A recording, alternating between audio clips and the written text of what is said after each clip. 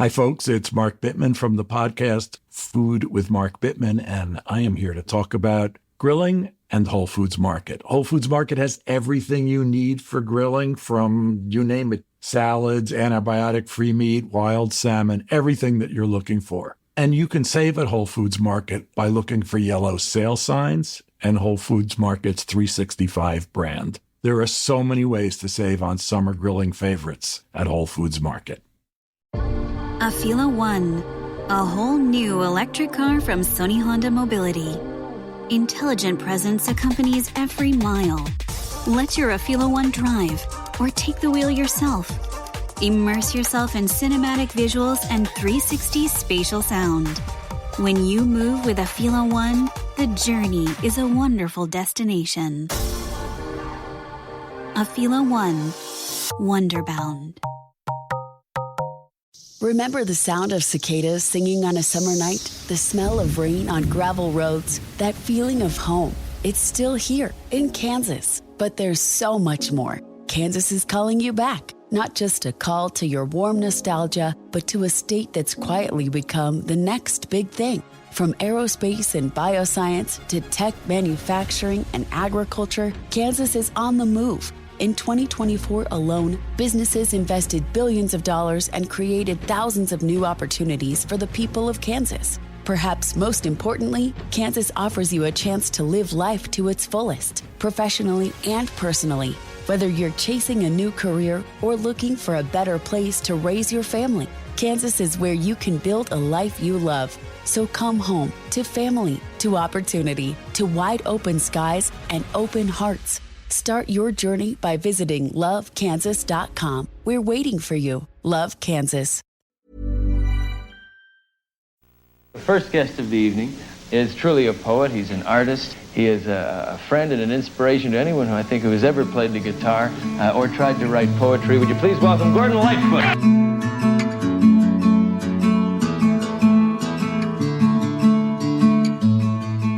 There's a kind of restless feeling, and it pulls me from within. It scents my senses reeling, and my wheels begin to spin. In the quietude of winter, you can hear the wild geese cry, and I will always love that sound until the day I die. This is Carefree Highway Revisited, the show that celebrates Gordon Lightfoot's music song by song, a proud member of the That's Not Canon podcast network. I'm your host, Mike Messner, and with me today is a fellow Lightfoot fan from Portland, Oregon, Eileen Masover. Eileen, welcome to Carefree Highway Revisited. Hi. Yeah, it's great to be here, Mike. It's great to have you with us. So I got to start with the question I always ask people when they're first-time guests, and that is, how did you first get into Gordon Lightfoot's music? A long time ago. I was in my sophomore year in art school. That was 1970. And that was the year that If You Could Read My Mind came on the radio.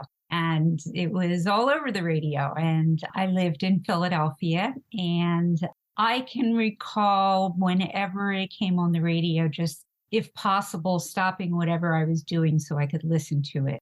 He was a voice that was remarkable. Very early on, he was in my life. And there were all the other people who were around then, everybody else I was listening to, Joni and James and everybody else. But Gordon, he really touched me. And I think of him as my musical soulmate.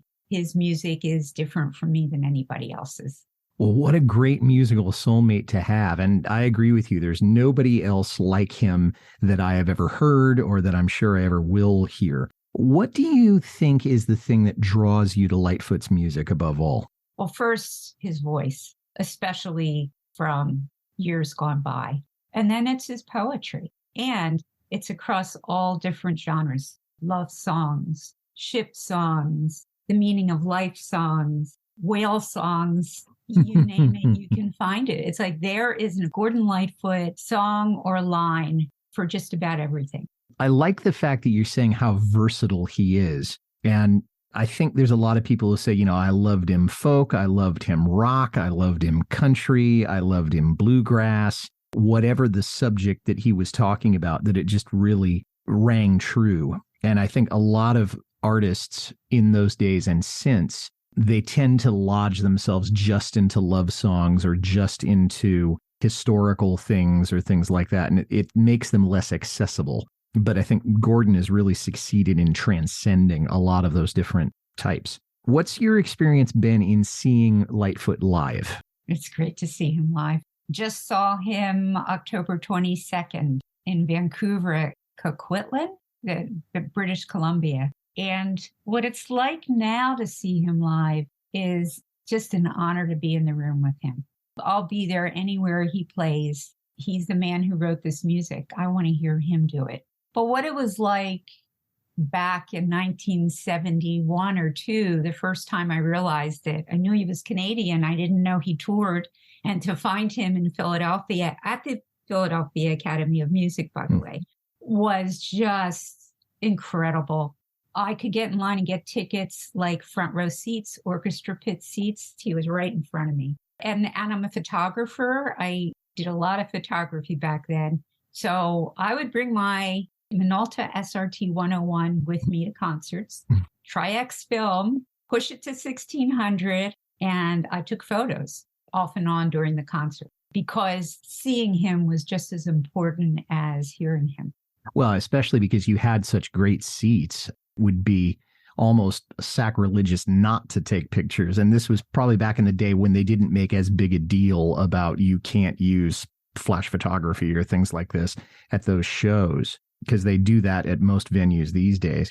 You mentioned the Philadelphia Academy of Music. We'll talk about that in a little bit. Have you ever had a chance to meet Lightfoot?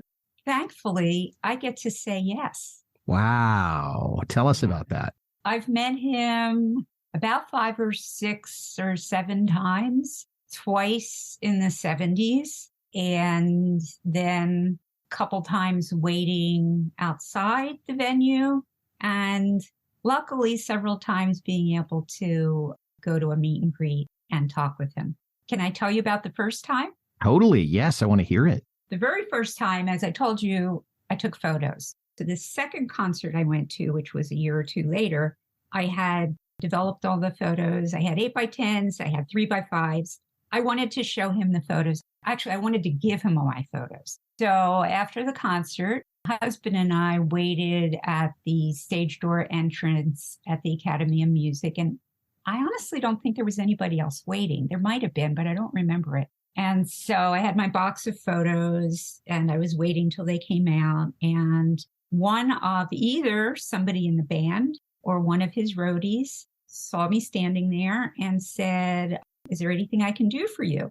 I said, "I've got these photos I took of Gordon at the last concert." And he disappeared back into the backstage. And he came back out about 2 minutes later and he said, "Come on with me." Yeah, I love where this is going. Right. So we went with him and he led me to Eugene Ormandy's dressing room.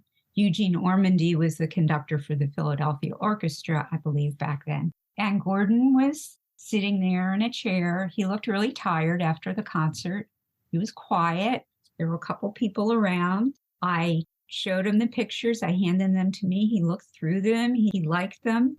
Unfortunately, then he gave them back to me, which I really wanted him to have them, but I didn't feel the need to make sure that he took them. So I took them back. But we chatted for a few minutes and I wasn't expecting that. I thought it was amazing. So that was the first time I spoke with him. So you had an audience with the man and you were able to do that by virtue of the photos and being in the right place at the right time. And we should all be that lucky to meet the musicians that mean the most to us, particularly as Lightfoot is getting on in years. We don't know how many more times that's going to be possible. So I really envy you, have had that opportunity. So today we're talking about the song Restless, and it's from the Waiting for You album. We'll talk more about that album specifically in a little bit. So I wanted to know, why did you want to talk about this song in particular on the show? Ah, good question. This song just really speaks to me. It feels like a meditation. And as Gordon said to me when I told him what a great rendition he did at one of his concerts, he said, ethereal, sort of a kind of in a funny way, but I do think he thinks of it that way. It's like in that category of songs for him that are ethereal. And I just connect to it in a way that I just think it's so beautiful. And past his, as he would even say, past his prime, right? It's in the 90s. He's a middle-aged man. But that doesn't have to do with how I hear it. How I hear it is just, I think there are so many layers in it that I still don't understand. You know, speaking as a musician, I think ethereal is probably the perfect word for it. And I like the idea of a meditation also. And for me, in addition to everything you've said, which absolutely rings true for me, it's perfectly positioned on what many people consider a comeback album.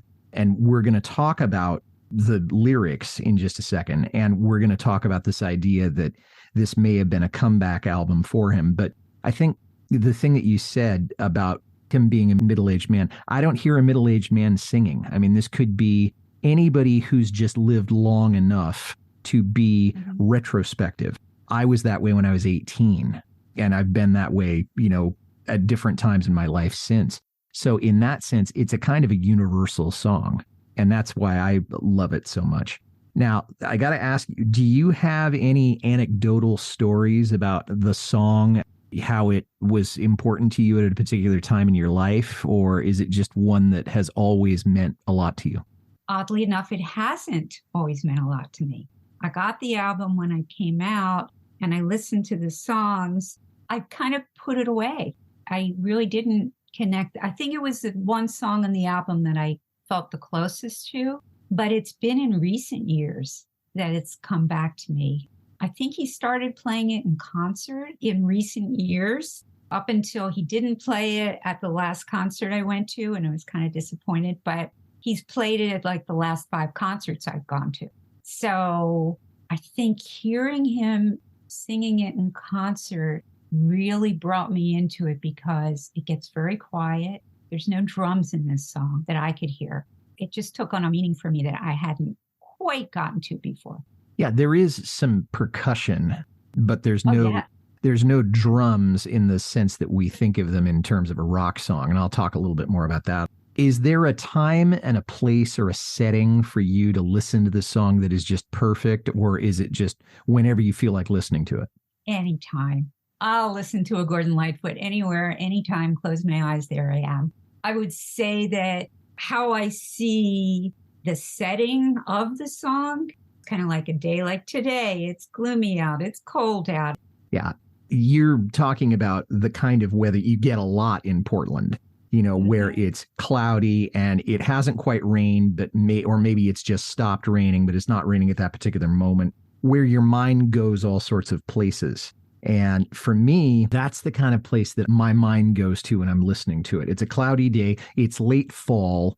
Maybe it's not winter yet, but it's late fall. And as we're going to see in just a second, you can hear birds flying south for the winter. So, you know, it's not going to be long before the snow starts falling, the rain starts falling. It really starts to get cold. And you know, the earth is going to sleep for a while. So I think we're on the same page with that. Now, I couldn't find very much about the origins of the song when I was looking around. Nicholas Jennings' book mentions it twice in the entire thing. I do know that this is his first album in 7 years. He had said that East of Midnight was going to be his last album. And then 7 years later, he comes back in the early 90s. And in the midst of the grunge and the other sort of mechanical music coming out of the late 80s into the early 90s, here comes this lot of acoustic stuff. And it's pretty sensational to have that. We know that he'd been sober for about 10 years. And we know that one of the reviews, I think it was on allmusic.com, said, if you were worried that sobriety and serenity were going to damage Gordon Lightfoot's muse, you don't need to worry, or words to that effect. So when I started thinking about where this song came from, I thought of the word restless. And the word restless means you're not able to relax. You are feeling either anxious or you're feeling bored. And I have to wonder whether Lightfoot might not have been feeling one or both of those things as a result of this 7-year hiatus since he'd put a record out. So I'm wondering, do you agree with that? I mean, 7 years is a long time to not do what you're called to do. Do you think, I mean, just putting it in a personal, if you couldn't do art for 7 years, do you think that you would feel like it's just exploding out of you? Would you feel the same kind of restlessness that we're talking about here? I haven't done a lot of art in recent years, so that's a really interesting question. And sometimes I do feel that way. But it's interesting that for all the music that consumed his life previously, 7 years, not putting out an album. He was doing concerts, I think, because I believe I saw him during that time. Yeah, he was. So I don't know. I don't totally have a take on that. I also kind of looked at what restless means, finding it difficult to keep still, dissatisfied, or wanting something else. So was he wanting more music, looking for something else? It's possible the writing wasn't happening for him as much. And that may have been the reason he said, okay, I'm going to stop after East of Midnight. But I do think that it's a very apt title for the song. And as I said, the song is perfect because he's saying, I'm back. And maybe here's the reason why I was gone for so long, or why I decided to reemerge, because I was feeling this sort of restlessness. And I may be completely wrong. He's never gone on record about it as far as I know. We'll be right back to our conversation with Eileen Masover about Restless. But first, a word from a podcast partner or two. The world at war. 2 lives in the balance. Who will live to see another day? The leader of the free world, or a man falsely accused of treason? In this new dramatic audio series, A Date with Death, Helen Meeker has to make that choice, and time is running out. Assigned to exposing an espionage ring operating on American and British soil, Helen must outwit bank robbers, avoid booby traps, and even have dinner with a dead man. When the date with death is over, who's picking up the check? Ace Collins' best-selling World War II novella, A Date with Death, comes to life in this production by the Long Highway Players. Available on Acast and coming soon to a podcast feed near you, A Date with Death is a proud member of the That's Not Canon podcast network. Have you ever taken a great high school history class? If you have, then you'd probably agree that the one thing that made it so enjoyable was your teacher. And understandably so. At their best, history teachers are vibrant storytellers, leading you on a gripping, fun, fantastic learning journey. But sadly, we know it can be pretty difficult to continue that journey after graduation, with no one there to be your entertaining tour guide through the world of dense, obscure historical research. Fortunately, 20-Minute History is here to help with that. It's the new podcast that aims to be your very own high school history teacher for everything you didn't learn in high school. Come join us as we explore commonly unknown histories in our informative, engaging, and amusing 20-minute episodes. It's 20-Minute History, out now on all your podcasting platforms. So let's look at the lyrics for a little bit. There's a kind of restless feeling and it pulls me from within. So at first, he's getting it from inside himself. So his conscience or his gut is telling him there's something not completely right. You've got to go and address something in your life. And in this case, it may have been writing and recording an album. In the quietude of winter, you can hear the wild geese cry. And I got to think those are Canadian geese because he's probably living in Toronto when this is happening. But I don't know if there is a word as quietude. That may have been. Does it really exist? It's in the dictionary. It's came out of Britain. It's an old word. It's the state of being quiet. I didn't know. And so etymologically, that makes sense. But I just didn't know. I didn't look it up. I hadn't heard it before. It's one of those Gordon Lightfoot things, like who comes up with quietude? That's like Emily Dickinson? Yeah, it's an older word. Why use that word? Beautiful. Well, it's kind of like in Canadian Railroad Trilogy, he used the word verdant as to this verdant country they came from all around. And I had never even, first of all, I hadn't heard it as being the word verdant. And then when I did my show with John McLaughlin on Canadian Railroad Trilogy early in this series, he said verdant. And I had to stop the recording and get a dictionary and look it up because I'd never even heard that word before. So it says a lot about his literacy and his facility with words. There's a plain and simple answer to each and every quest. And I think he knows there's a cure for this restlessness. And maybe for him, it means going back into the studio. Maybe it means writing more songs and producing them. And the joy that comes from being with the band and creating something out of thin air, which he did all the time in the 70s. And then in the 80s and the 90s, that wound down. And now he's back as somebody who he would be 54, I think, or 55 maybe when he released this album. So certainly had living under his belt. From every quiet dancer who might be a special guest, he's talking about movies made for TV and he's talking about soap operas. Eileen, where is this coming from? I mean, I don't know, because it's really strange. It makes no sense because he's not somebody who really followed pop culture ever in his music. He was pretty much marching the beat of his own drum. So I thought, why is he mentioning all this stuff just out of the clear blue? But you don't have any angle on it? Maybe he was thinking about Restless. Maybe he looked up Restless and came up with all these different things and then decided to write a couple sentences about it. It's very strange. If this is a meditation, if this is a meditative song, it kind of almost breaks that feeling. It pops out as what? He may be making the analogy that TV movies, a lot of them probably have restless characters or characters who feel like they need to do something. I don't watch movies made for TV very much. And I've never watched The Young and the Restless, so I can't really say that there's anything that resonates there.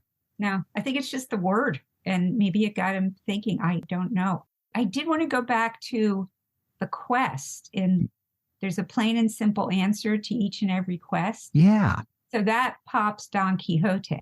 Ah, okay. Because this is my quest to follow that star. Yep. That's what it feels like for me. I could just be reading into it, but he does choose his words pretty carefully.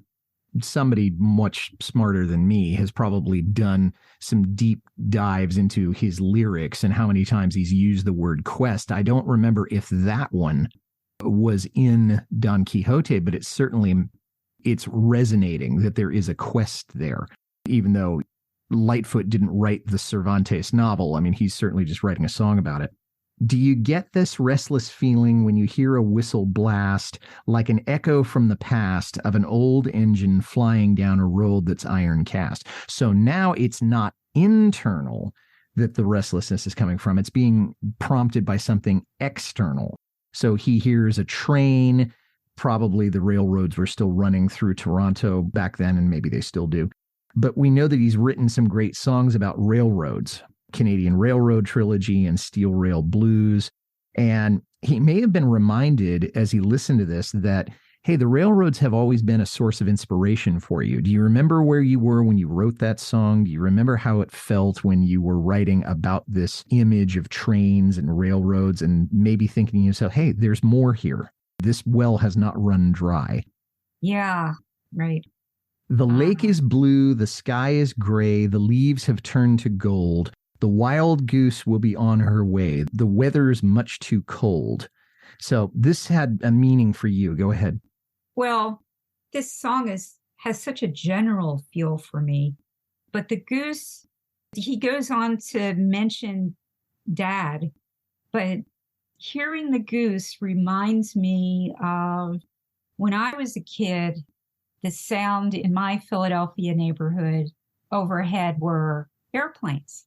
And I guess now it's jet planes, but I notice this whenever I hear it, when everything's quiet and I live in kind of a rural area and I hear an occasional airplane overhead, it takes me right back to being like 9 years old. Like I am right back in my neighborhood, in my house on maybe a summer afternoon with everything silent and sort of this sense of, I don't even know where I am. And then there's this plane that it takes him someplace. It not only takes him forward and to where maybe he wants to be, but backwards into some memories for him. Oh, no doubt. And we do know from psychologists that sounds and odor too can be very powerful memory triggers. And, you've experienced that, and Lightfoot experienced that. And I have, when I'll smell the air in the San Mateo Highlands, which is an area about half an hour away from where I live now, because that's where I spent my really young days at my Aunt Jane's house. And she lived in the hills of San Mateo, not too far from Half Moon Bay. And there were all sorts of trees, particularly eucalyptus trees. And so when I smell that, my mind goes back to me being 3 years old and running around her backyard with her son.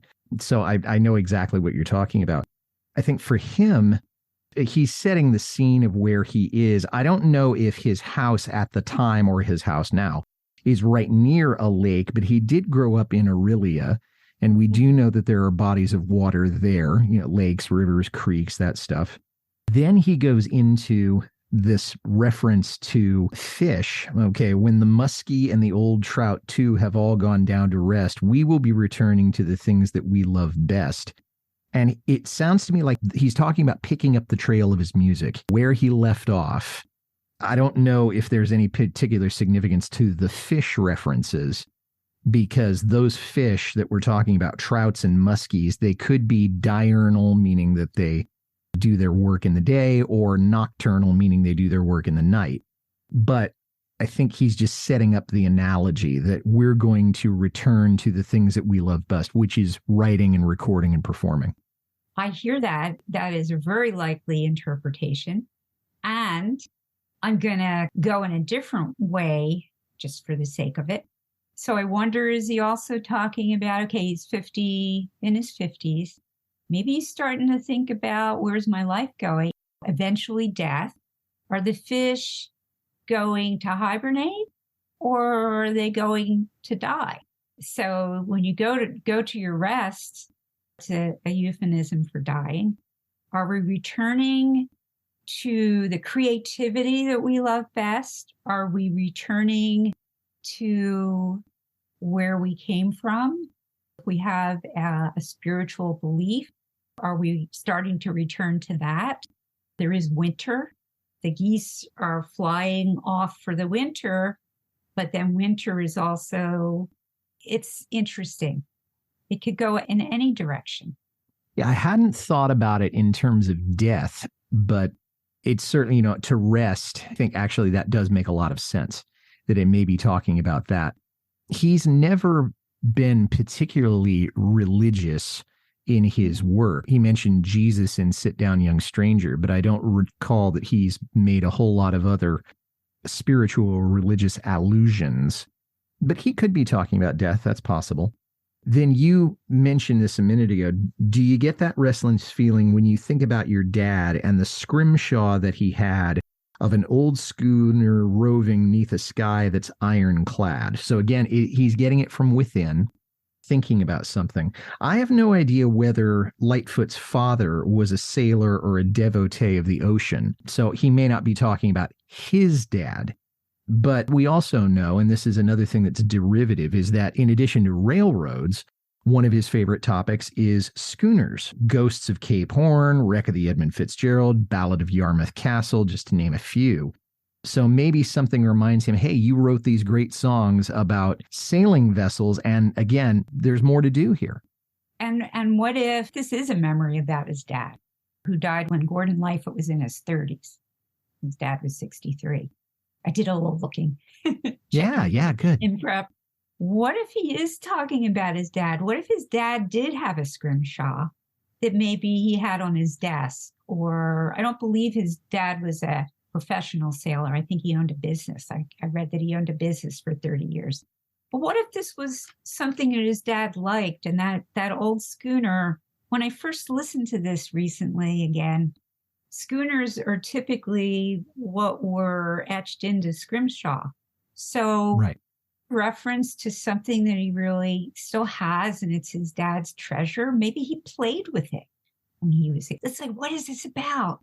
And when I listen to this song and I hear that section, I think of my father, who died when I was young, and his piano, because he played piano. He was a pianist, but that wasn't his living. He was a great piano player. And I have the piano. It's like there's this connection that's still left, this physical connection to something that your loved one had. He's gone, but you still have it. You still have the feeling of it when you touch it, when you see it. You lose your dad, you can't get him back. So there is this restless yearning of, darn, like he's gone. And this is all I have.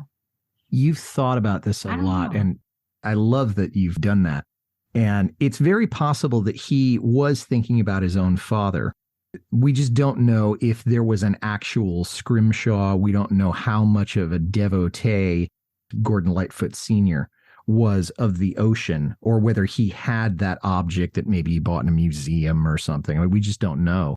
And he is saying, when you think about your dad, whereas I was thinking about my dad and the scrimshaw that he had, because he's certainly not been shy about using the personal pronoun in this song and other places. So I just thought it was an interesting projection, if nothing else, if he wasn't really talking about something out of his own experience.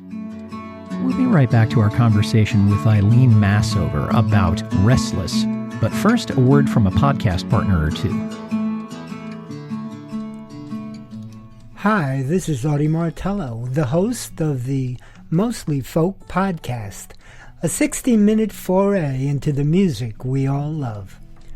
You will hear newly released albums, classic folk, country, and bluegrass music, as well as some traditional music that may or may not be true to the genre. Sometimes irreverent, often opinionated, but always entertaining. You may even hear a radio magic trick every so often, as well as numerous interviews via Zoom and telephone with established as well as indie artists. Mostly Folk is available wherever you listen to podcasts, and always at mostlyfolk.org. Hello, I'm JT, a lifelong student of the paranormal and the unexplained. I've spent over 35 years researching and learning about a wide range of subjects, from UFOs and cryptids to ghosts and the supernatural, from hidden and lost treasures to mankind's mysterious past, and all other things mysterious and Fortean. Each week I'll bring you some relevant and interesting articles in this genre, as well as a different topic. Some you may be familiar with, but many you most likely will never have known existed. So sit back, relax, and enjoy the ride. And let me be your tour guide as we explore the unexplained on the Paranormal Son. There's a kind of restless feeling, and it catches you off guard as we gaze off at the distance through the trees in my backyard. I would give a great deal to be sitting in his backyard and looking through those trees and wondering what there is on the other side that's inspiring him at this particular moment. And I also wanted to say that sounds like a moment in Lazy Morning back from the 70s. There's a line in there. I didn't write down the line, but it's being comfortable with the wife and the kids, and I got a beer and I'm having a good time.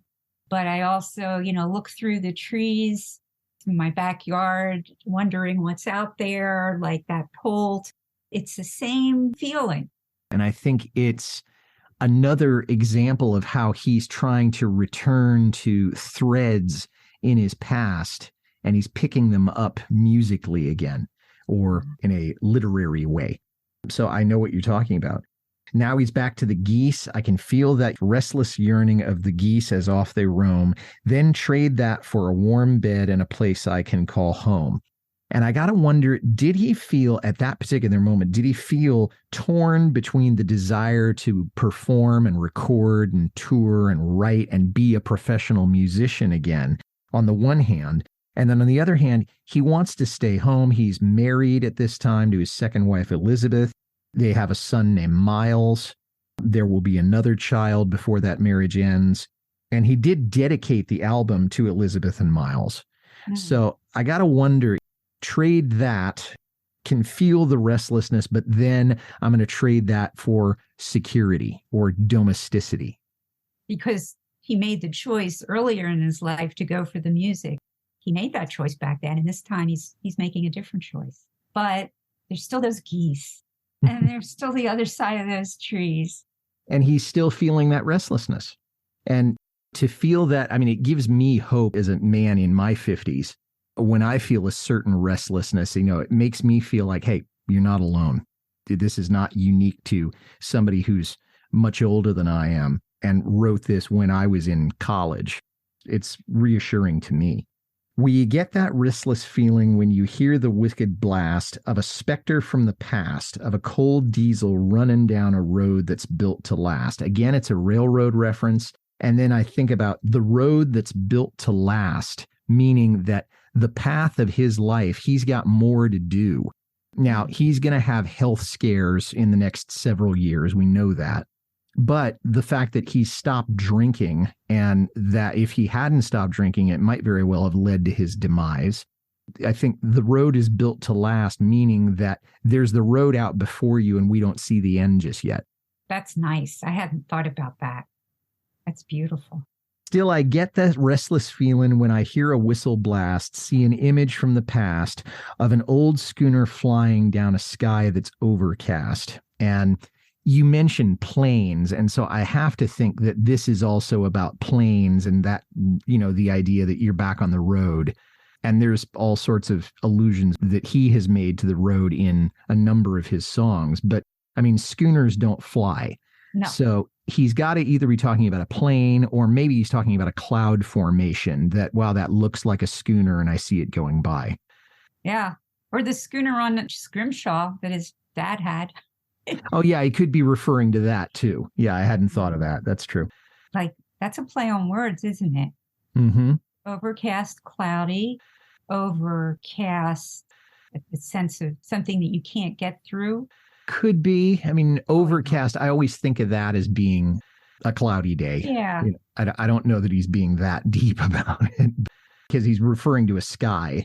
And then he ends the song there. I mean, you have an instrumental fade out, but there's, he said everything that he's going to say. And maybe that's his dad again. It could be his dad yet again. Yeah. Again, he's never gone, as that I could find, he never said, well, this is a song about some cathartic experience that I had and related to my father, although it certainly could have happened that way. He's just never explained it. And he doesn't owe us anything. He doesn't have to. No, he doesn't. But it's so, the long, it's almost a whistle sound, but that long sound at the beginning, the long sound at the end is framing the entire song. When I think about meditation and in groups or small groups or even alone, there's a chime or a mantra that you start it with out loud, and then you go into the meditation. And then at the end, you can ring it again and come out of it. I just had that image today that what if that sound leading us in and then taking us out, it really is holding the song. Like, what would it be without that? Well, it's interesting because the very beginning of the song, you have this synthesizer for a few seconds, and it's meant to sound like stringed instruments, but there's no orchestra that's cited in the liner notes. So you got to think it's Mike Heffernan doing something on a keyboard. And it sounds a little bit like the kind of chime or tone you would hear at the beginning of a meditation. I haven't meditated that much, but it resonated with me. Now, I have no idea if Lightfoot was or is into meditation. Again, he's never gone on record for that, but it makes sense in that sort of context. Yeah. Now, I said earlier that Waiting for You is the album where this song was. It was the first song on the album. It was much more in the traditional vein. So he wasn't using electric guitars as much. He wasn't using synthesizers as much. It was less of a attempt to be something, honestly, that I don't think Lightfoot is or was. So I guess a good question for you, Eileen, would be, is Waiting for You a comeback album, or was it just the next album from somebody that never really went away? I go with the second, that there's an album from somebody who continued to be here. It was next on the list. Yeah, I don't think of it as a comeback album. What do you think? I think he never really left, but I also know that in a way, this was his artistic rebirth. I mean, again, that 7-year gap in his recording career, you can't get away from that. And this is, I think, him maybe feeling his oats a little bit, maybe realizing, okay, he doesn't have forever. But also, as you said earlier, Eileen, that he was choosing the music in earlier years. Now he's going the other way, which is he's being at home with his family. He's watching the sun come up and the sun come down rather than trying to, as Bob Seger said it, moving 8 miles a minute for months at a time. So in that sense, I think he's recovered who he was from the confusing time in the 80s. That's a very long way of answering your question, but no, it's great. Yeah. Well, it's also, I mean, when you think about quitting alcohol in 82, that is huge. And he's publicly said that he felt that alcohol was the juice that helped him create his songs, that it kept him lubricated and going. And I don't know if that's true. I think that's what it felt like for him. But for anybody who quits drinking, it changes your life in the way he was drinking. But he did keep performing, thank goodness. Yeah. During that time. Well, yeah, if he had quit performing, then I think 7 years is an awfully long time to stay out of the public consciousness, particularly in the 80s and the 90s. And these days, I mean, if you're off the air for 7 minutes, I think people probably move on. I can tell you that what I've heard is that people who get sober, who get rid of the burden of alcohol or drugs, they will tell you that any day they're alive and awake, it's Christmas. You know, they're just happier than clams. And I think Lightfoot was that guy to some degree during those years. The album did go to number 24 in Canada. The song was not released as a single. I think there were 2 or 3 singles released from this record, but this wasn't one of them. The album didn't chart in the US or the UK or Australia and New Zealand. So Lightfoot did pay a little bit of a commercial price for being out of the limelight. But on the other hand, I think he was probably more personally satisfied during that time than he might have been otherwise. And as you say, he did stay in the performing circuit. He did go on tours every year, every couple of years. So let me ask you this. We talked a little bit about the percussion. That is my favorite part of the song musically. You know, I think one of them kind of gave me the impression of a woodpecker. And Barry Keane is somebody that I'm trying to get on the show, and maybe he can talk about it at some length if I ever do get him. But it does give this kind of forest feeling and adds a little bit of mystery. And I don't know if that was Barry thinking of it or whether it was Gordon who was saying, hey, add that in. Because we know Lightfoot produced this album himself. He did not, have an outside producer. And the fact that the melody is just a little twisty. It's a sweet melody, but it has some changes in the chords that leave you feeling, I don't want to say unsettled, but I can't think of a better way to say it, that it never quite resolves.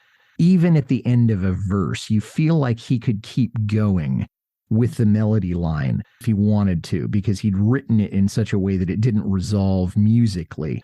So the percussion and the melody, those are my favorite musical aspects of the song. What about you? What was your favorite musical part of it? I think I feel the same way. The shift into, I guess, minor chords is kind of what you're talking about. The minor transitions, yes. Yeah. It's just, they say so much because that is really, your mood goes with it. My mood goes with it as I'm listening to it. It's leading me to how to feel. But it's beautiful. We do know that it's the usual lot, and thank God he was able to get them back. Terry Clements, Rick Haynes, Mike Heffernan, and Barry Keane, who had worked with him a whole lot before then. Pee Wee Harris, I don't think had retired yet, but they didn't need any steel guitar on this record. So I don't think he played on it. Just that wasn't the nature of the songs. But as you were talking about Philadelphia, which I love, I've only been there once, but I really had a good time when I was there. The very first time he ever played this song was at the Academy of Music in Philadelphia in September of 1992, after it had been recorded, but before the record was released. So I think he was saying, hey, there's a record, you're going to get a preview of a tune on the next album. And then the last time he played it was about 9 months ago, and he played it at the Tarrytown Music Hall on April 8th of 2022. He's played it almost 700 times in concert, between that, 677 times last count.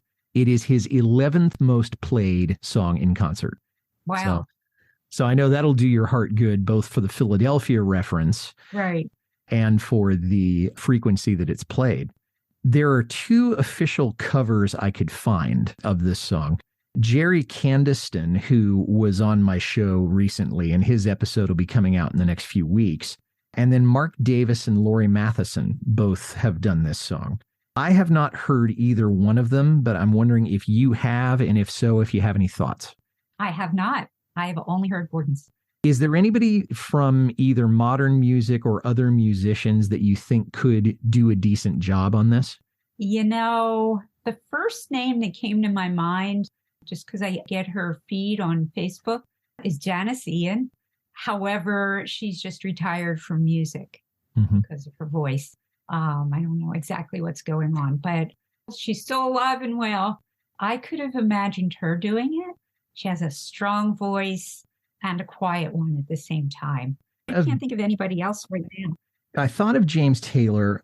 Harry Chapin, God rest his soul, would have been another person, although Harry was not known for doing songs that were written by anybody else. He wrote most of his own stuff. And then the other person that I thought of, as you were saying, and I'm not real acquainted with Janice Ian's music, but I am a little bit more acquainted with Holly Near.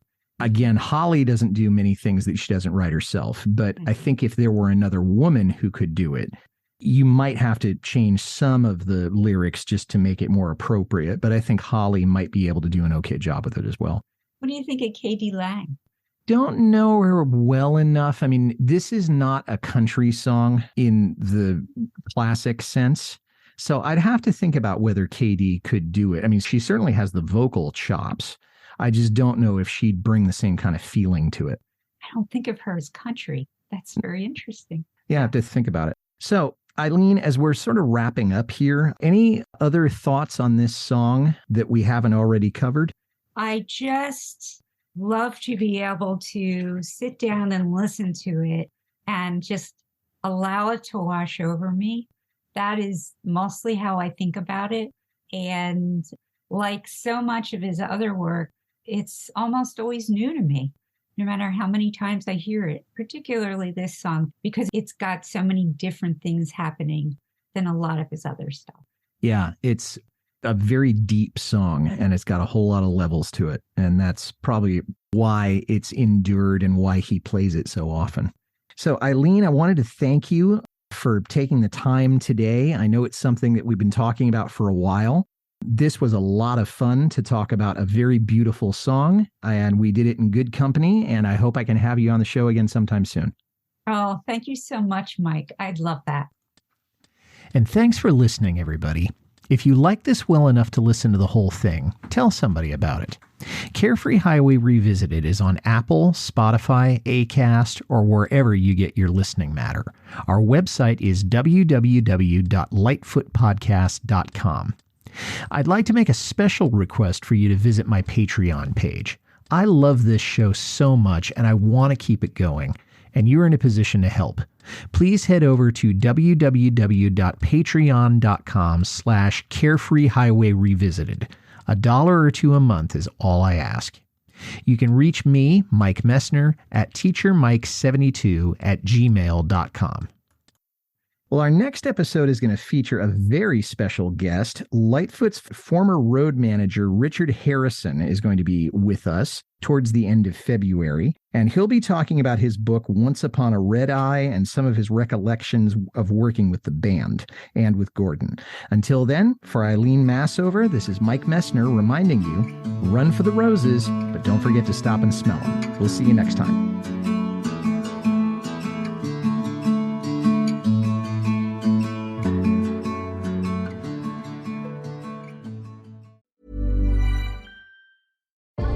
Afila One, a whole new electric car from Sony Honda Mobility. Intelligent presence accompanies every mile. Let your Afila One drive or take the wheel yourself.